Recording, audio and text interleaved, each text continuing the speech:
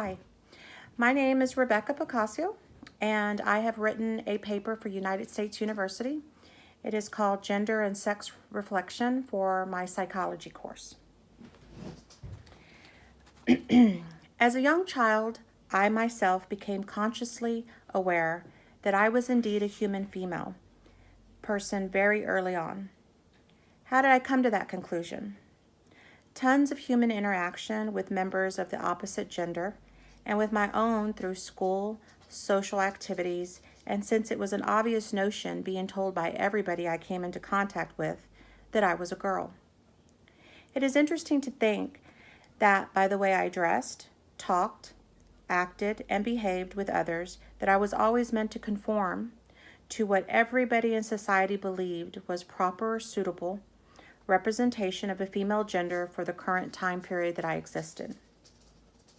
What history and human experience have taught us is that when you have one crucial idea of what you are and how it makes up the development of oneself to start with the basics, and either being male or female is considered to be a good start.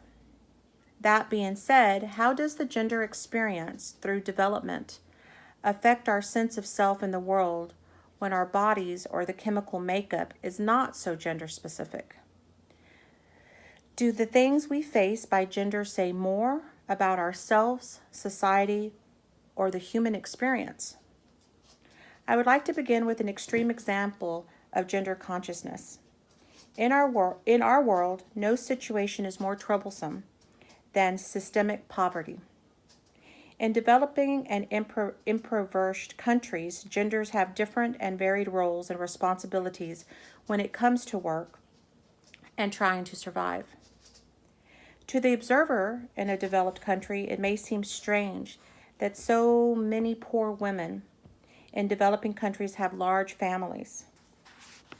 Since they live in poverty, their individual situations is drastically different and out of desperation, making hard life or death choices. Therefore, a primary reason given by poor women in developing nations for desiring many children is to ensure my care in old age. Now let's think about that for just one moment. You have one gender that is able to give birth to life, hoping that the chance of one of those children lives long enough to then take care of them later on in life. If gender follows certain characteristics coupled with stereotypes, how does this become a female issue strictly? This is the current state of gender roles in our society today.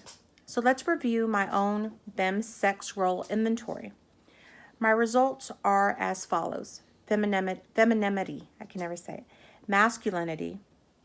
Femininity is 6.25, masculinity 3.5, neutral items 5.05.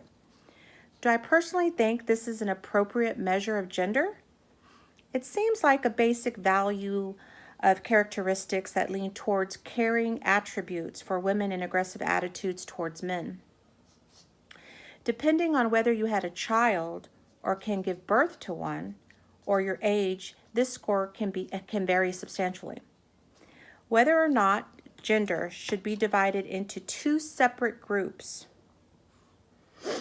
seems like a place to start, but not the entire picture. If we know that our brain and bodies are controlled by chemicals that are chemical makeups along with our physical body's makeup, our gender-specific roles, then we highlight genders for procreation and our continued existence as the human race.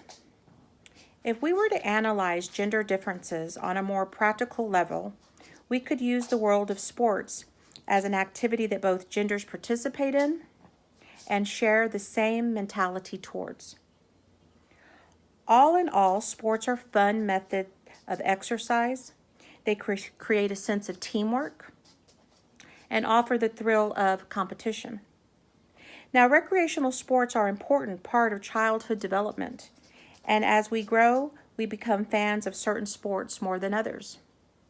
This is mainly because we discover our strengths and weaknesses in certain sports over others.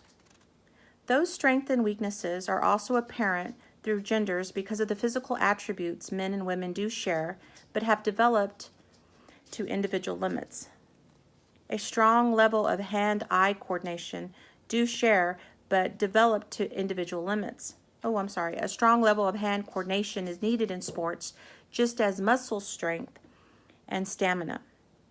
If we were to use nominal variables titled as male, female, and transgendered, it would be able to cover a larger scope of human attributes and classify people with a sense of inclusivity in regards to sports.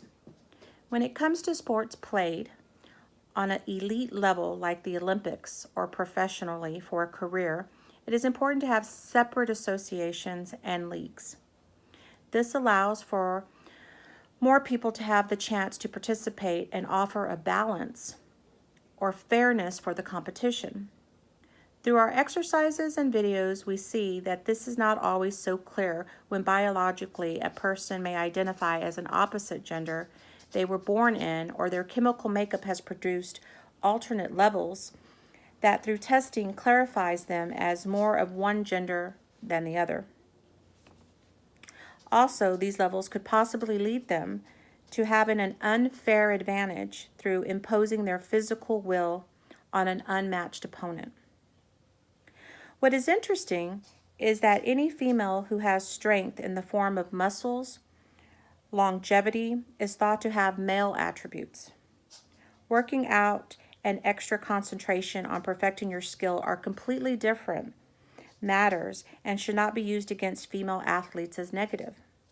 So in the name of fair competition, it is in our best interest to take into account all of these things to ensure fair gameplay.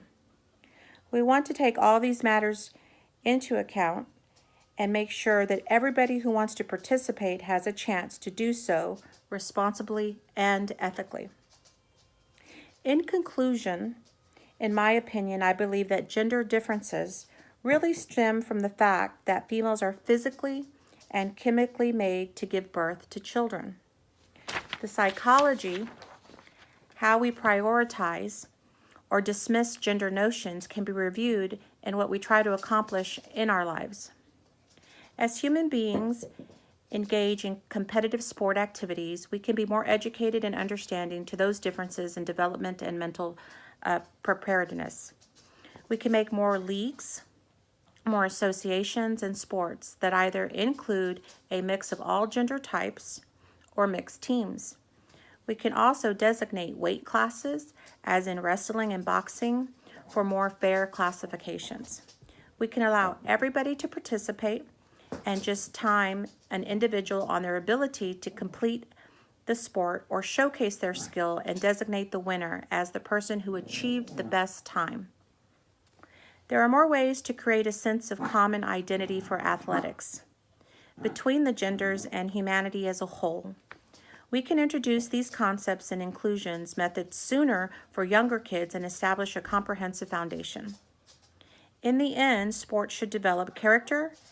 As we age, reveal true character, not symbolic of gender, but as a competitor. Thank you.